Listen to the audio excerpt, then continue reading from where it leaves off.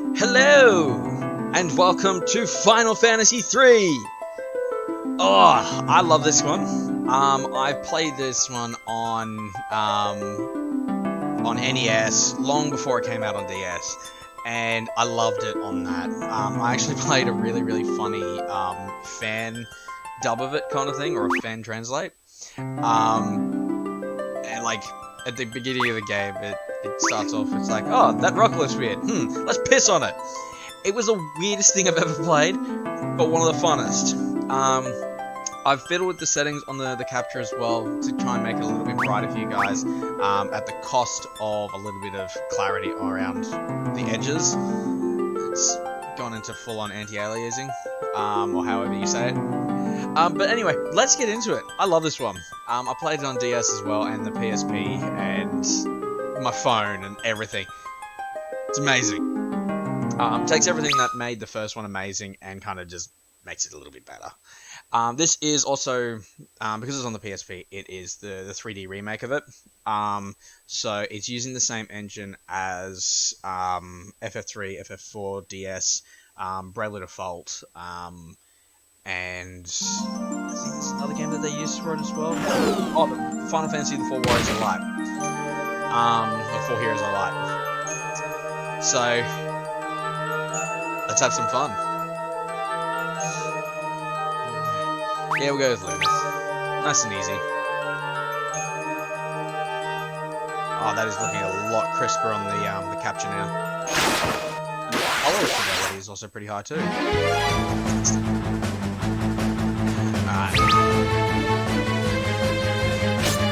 It's a nice fair game. Throws you straight into a battle with 3 enemies, which is nice of it.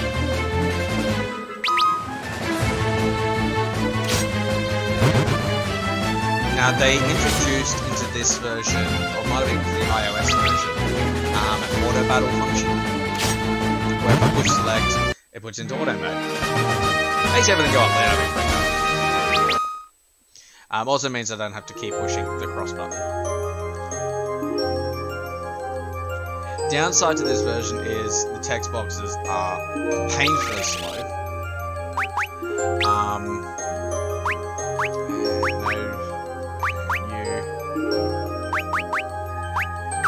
No, God no.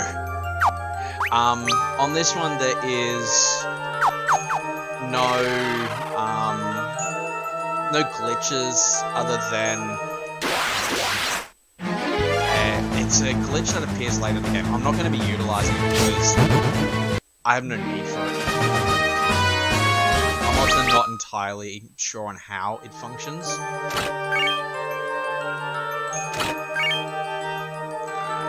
Yes, this is the rock in the NES one. I was like, there's something strange about that rock. Let's piss on it. So because this was on the DS, it was meant to use like all the touch functionality and everything that came with that. Because this was ported to the PSP and PSP didn't have touch support, it meant that a lot of the things had to be managed with the shoulder buttons. Just fine, because the game wasn't using the shoulder buttons for too much.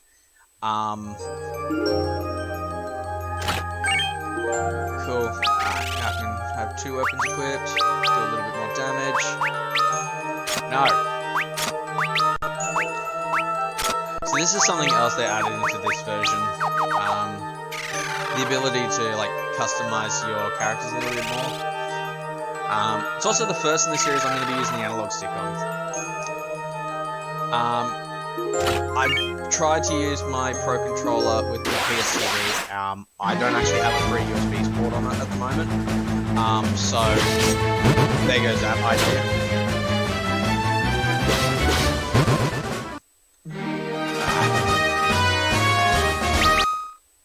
So this first dungeon actually got reused in... Oh, what was it? It was reused in something. It might have been Dawn of Souls. Dawn of Souls. It's like pixel for pixel, a perfect remake of the original dungeon. And because it came out out a little bit before the DS one did. It's kind of like set the expectations of what this dungeon would look like. Then the DS one came out in 2006, and it just like blew everything out of the water. So for this one, I'm not going to be doing speedrun tactics, except like mashing the cross button to get through text boxes. I'm going to be playing it my way. Again, no saves, so it's kind of like if I die, I'm shit out of luck. Fair enough. They introduced the idea of having the 4 characters with personalities in this version. It's only applicable in like 4 scenes in the entire game mode, which is kind of funny. Ow!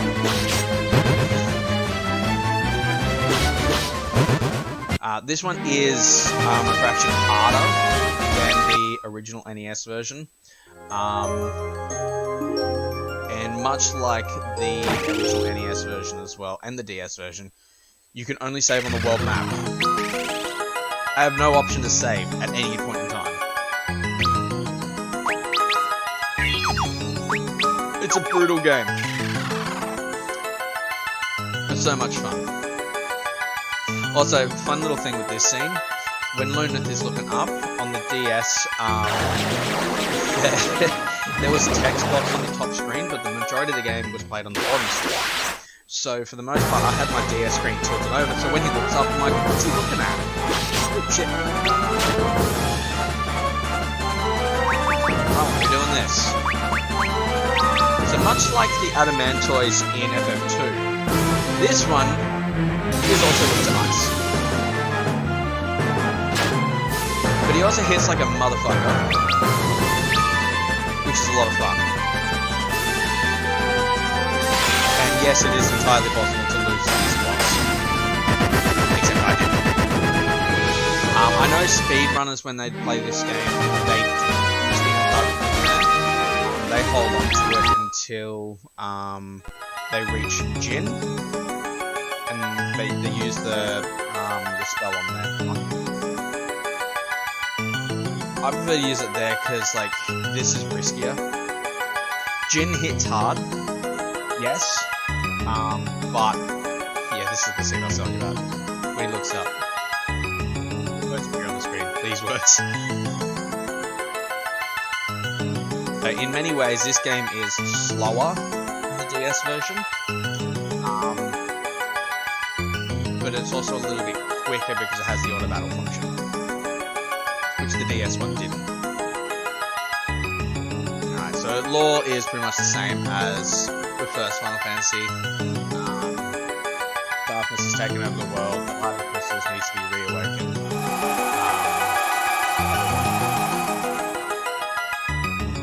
But along the way, you also pick up elemental fangs.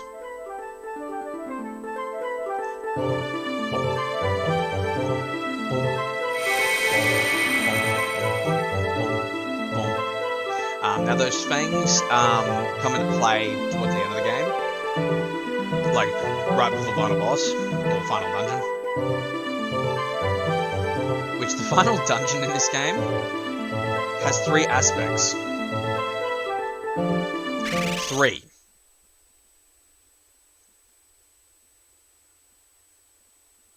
Okay.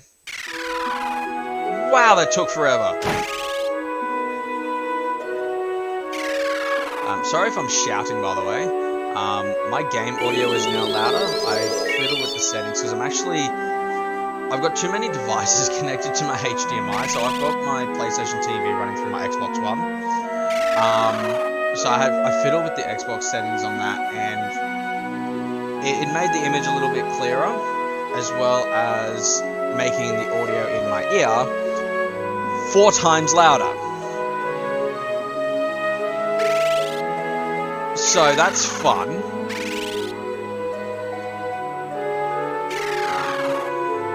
So as I said though, this game is harder than a lot of the other ones in the series. The DS remakes, like, Square wanted to have the same level of challenge that you had on the NES just for the new audience.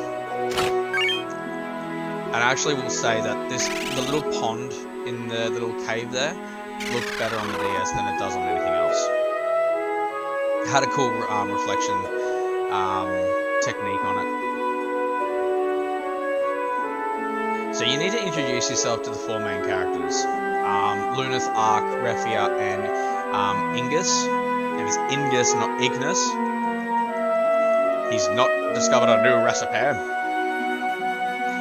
So Ark, again, this is like them trying to add character development, but the character development pretty much ends as soon as you leave the first area. So once you return to the crystal and you awaken your powers, character development just goes out the window.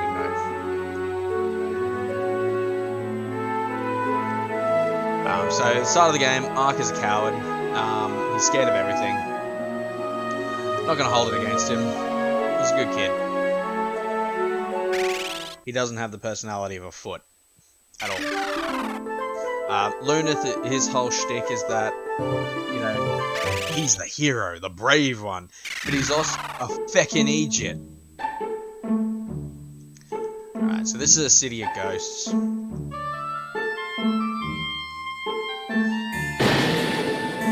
I don't know who decided that sound effect.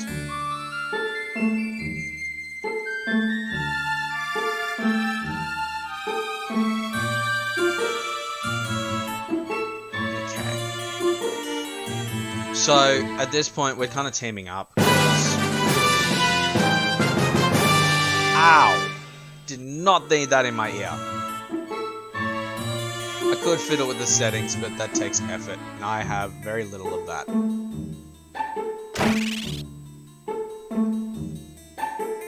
Can't fiddle with settings, too busy playing. Alright, so you got to talk to Ghost Sid, who's just an outline of his former self. Caught a little effect.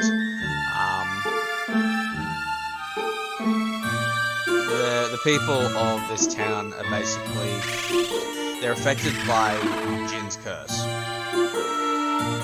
You can't really do anything here in this town at this point in time, except pick up some items, and that's about it. Actually, is there even any items here? Yep, cool. Helmet. Staff. That's pretty much it for the time being. Yeah. So you can zoom in, and you can see sometimes little sparkly shit on the ground. That's where kind of like it tells you that. Wait, what the fuck? Can I get my boat? My airship? Mate! Oi! Penis fingers! You! Oh, it's hidden in the desert. Do I need to talk to this dude as well? Oh, Refia.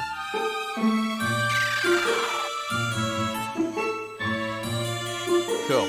No, fuck off. Get fecked. What was I saying? That doesn't matter. Anyway, so we've got to find the airship in the desert, which is apparently hidden, which is a very Final Fantasy thing to do. The airship music in this game is awesome. This is Refia.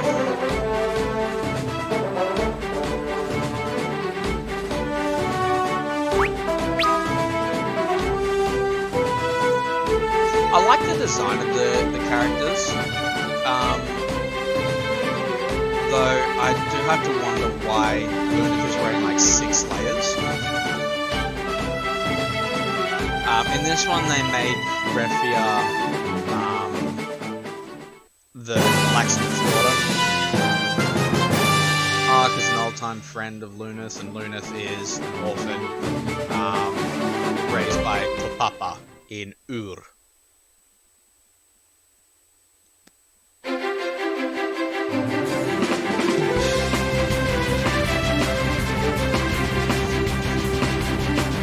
Seriously, the airship music in this game is like the best in the entire series.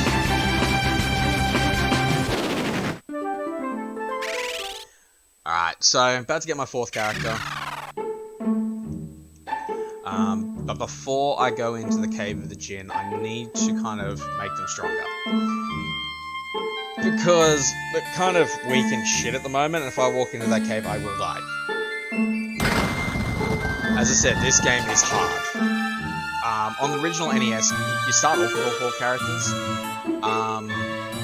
which means that you can like raise them together. In this version, because he's a little bit stronger than the rest, he has more experience, he's got more of everything, really. No, don't remove, god fucking damn it. Another cool thing that was introduced into this version, was the ability to change your job class. So remember in FF1, we had the 4 classes, and we pretty much stuck with them for the entire game, except for when Bahamut made it a little bit better. In this, you can chop and change your job class, which actually is a really, really cool function. As I said, like before we got started, this game was essentially FF1 just tweaked to be better. It came out to the end of the life cycle of the NES, and like utilized every function of the NES possible to just be absolutely amazing. Like Nobuo Uematsu discovered a bass track in 8-bit audio. No one else had done that.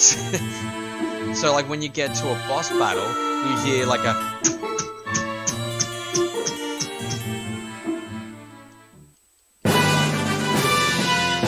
ow! Fuck!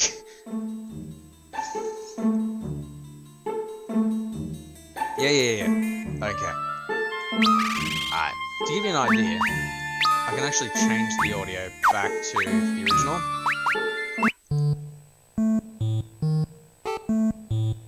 Nah, this is a bad one. Yeah, let's stick with this one.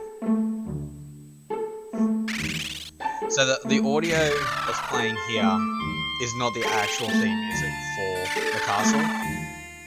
This is the Curse of the Djinn theme. It pretty much plays until we resolve all the shit with Djinn. Lots of hidden items. Now remember in FF2 when I was saying there was no way to know where secrets were up until like pressed against every wall with your entire body. Like, you know, everyone does that, totally. In this one, they kind of just said, look for the cracks in the wall. Which, admittedly, does get quite difficult at certain points of the game, because the cracks in the wall are kind of like part of the design. So it's like, they knew they were making it too easy to find the hidden shit, and so they kind of went, oh.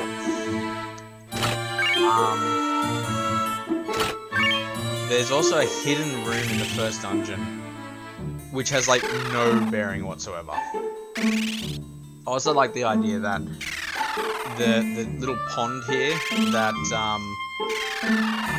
we need to kind of save the people is in a hidden area of the castle.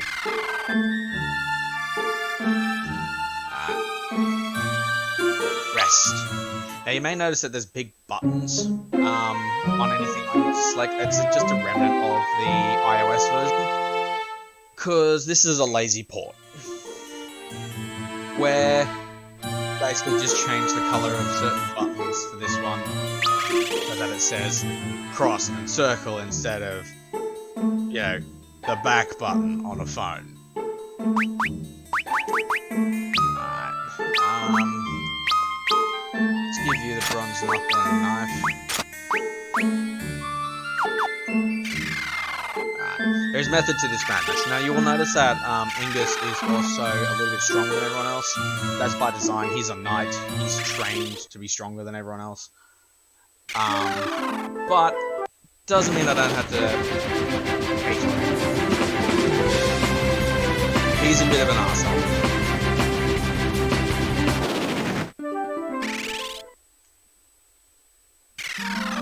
Yeah, so there's a secret area in this part here. And it serves like literally function in the original NES. So they kind of made it have a function in this one.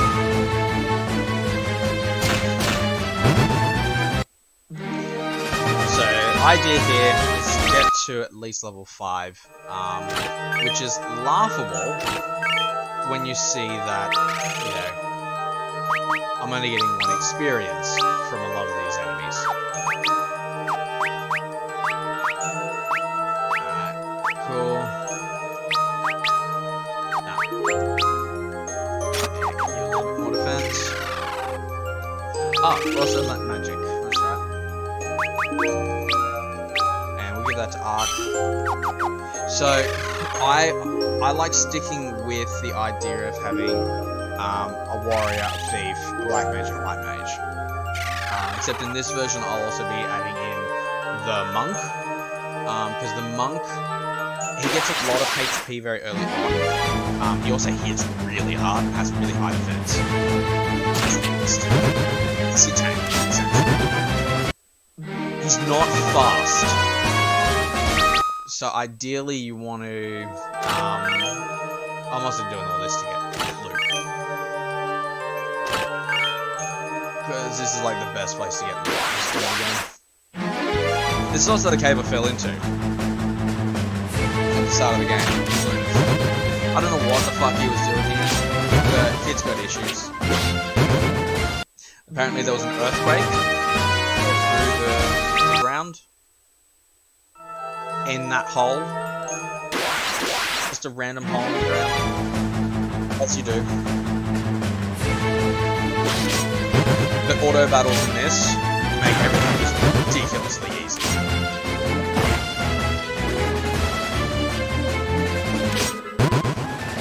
Because I'm not having to think about it or anything like that. Everything's sped up and it just makes life easier.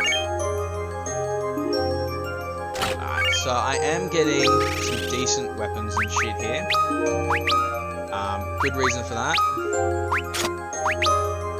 So I like having a longsword and a dagger at the beginning here. And then I'll add that. And improve her defense with the brass knuckles.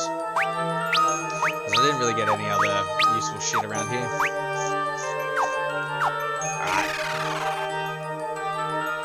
Let's walk through the cave again.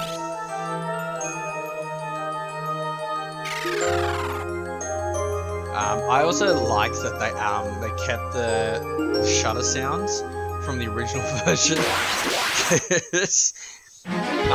It was just a lot of fun to see that in the original.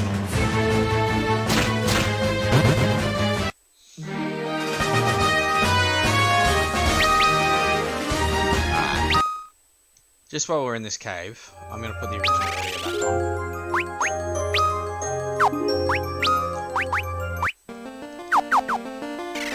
Yeah! It's come a long way.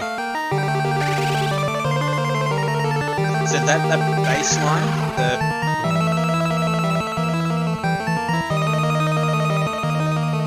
no other composer on the NES was doing that at the time.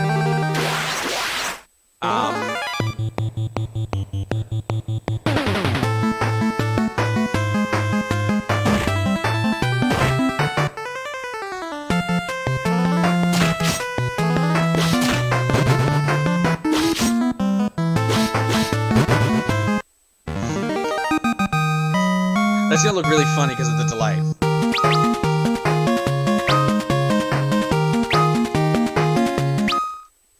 So yeah, he added a bass line to this audio. And this is like at the end of the life cycle of the NES, so like no one else would have it. And it worked. Can't really do anything with the crystal at this point in time. Alright.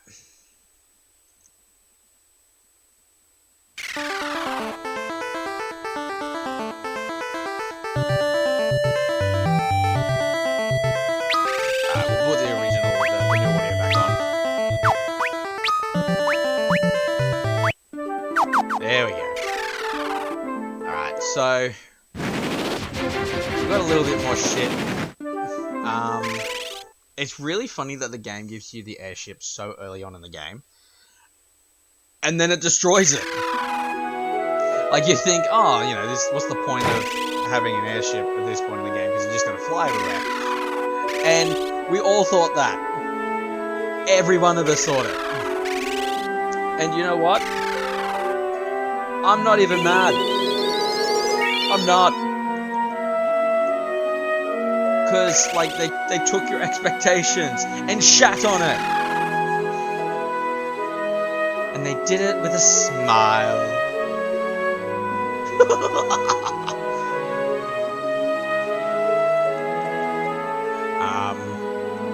So normally this area is like riddled with monsters. It's really weird that I don't actually get a single encounter there. They even say like it's dangerous to go around this area. I also need to point out on the original NES version, you didn't have the zoom in function to find out where all the hidden shit was.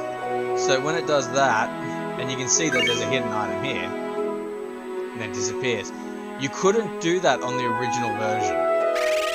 You had to guess this shit.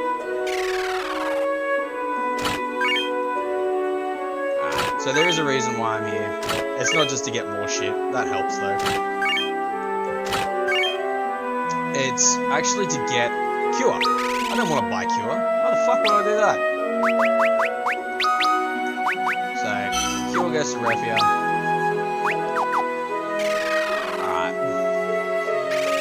One thing that they did keep in this version from the original, which is actually really stupid, is an item limit. So in my inventory, you'll see that I have limited spaces. It's not just this page, like it actually keeps going down, but I have limited spaces for where I can hold my shit. Which made sense on the NES, because, you know, the NES had space limitations. That's fair enough. The DS didn't. It didn't. The iPhone doesn't. The PSP doesn't. Not to that capacity. This game is like just over a gigabyte. I've never seen a phone, a smartphone that can play something like this, have less than a gigabyte of capacity. And like, this is not a visually draining game. I've never seen this lag on a smartphone. It did a little on the DS, but that's because the DS was, well, we won't go there. It bends the mind to think that that limitation is still a thing. Alright, that's pretty much the only armor I need to buy. No, keeping the one sniper, keeping that. We'll go there. Oh, shite. Yeah.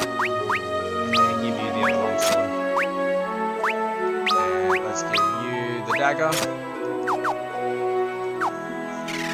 So again, because Refia is my white mage, I don't want to give her a lot of strength. This isn't FF1 after all.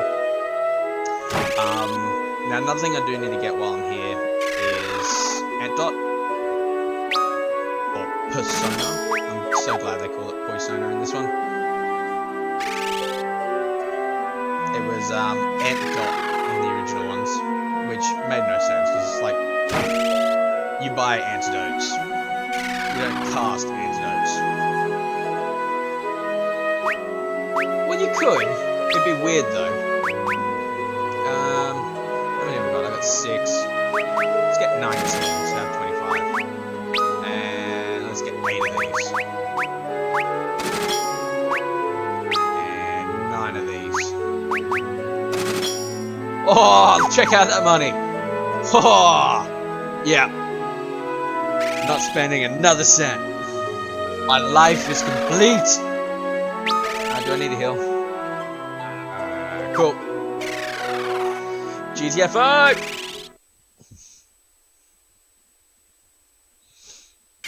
Oh, these load screens are going to kill me. Alright, I don't think I'm ready for the cadence yet. Let's see how it goes. Do it like style. One thing I'm going to recommend if you do play this game, if you find a Phoenix down, for the love of God, don't sell it. They're a rare commodity in this game, and need to be treated as such. Alright, this is going to be the real test. Oh, cool.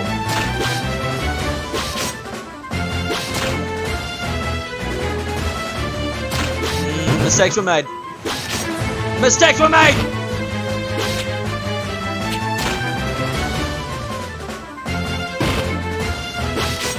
Bitch! Just kill the fucker. Kill the fucker. Oi shit. Oi shit. Shit, shit, shit, shit, shit, shit, shit. Fuck! Ah!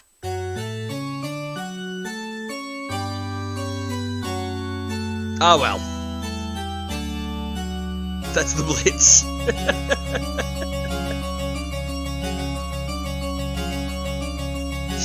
Oh, that's got to be my worst run yet.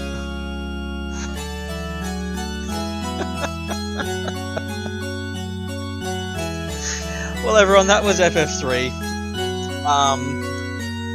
Wow. As I said, this game is hard.